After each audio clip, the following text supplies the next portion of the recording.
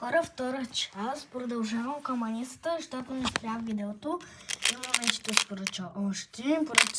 Още такива жълти. Поръча си 5 жълти. 3, 4, 5. И една е такова тъпче си поръча. Това е нещо като червено. Не е черно. Изпоръчена е такова топче, което има малко черно, се иначе ощупено. Що така е модерно. Поръча си едно синьо топче. Едно е такова. И едно като такова, едно като яйце. И едно като музика си поръча се едно. Ето. Едно като лъскало нещо такова. Добре. И се поръча също и така две от тези.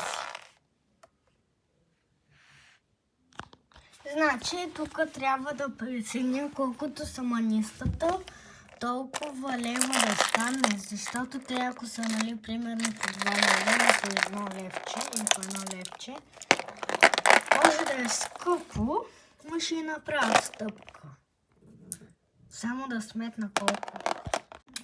Общо 17 лева, защото тапчетата са по 1 левче, всичко е 1 левче. Тя се избира 17 стъпчета, затова става 17 лева. Но ще я направя отстъпка с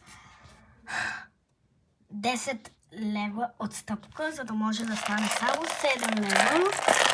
Защото това ми се избра супер много неща и стана скъпо наоколо.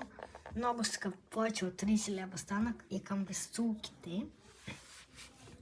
И за това е толкова скъпо, защото тя се избра супер много неща, но аз правя отстъпки, ако реша, че е много скъпо за толкова топчета. Ако реша, че е скъпо за толкова топчета, иначе правя отстъпки, повечето правят отстъпки. Ако са ефтини, не правят отстъпки. Ако са скъпи, много скъпи, тогава правят отстъпки. Ако са средни, правят малки отстъпки. Ако са много скъпи, правят много отстъпки. Ако са ефтини, няма отстъпки. Да, това беше. Чао, чао!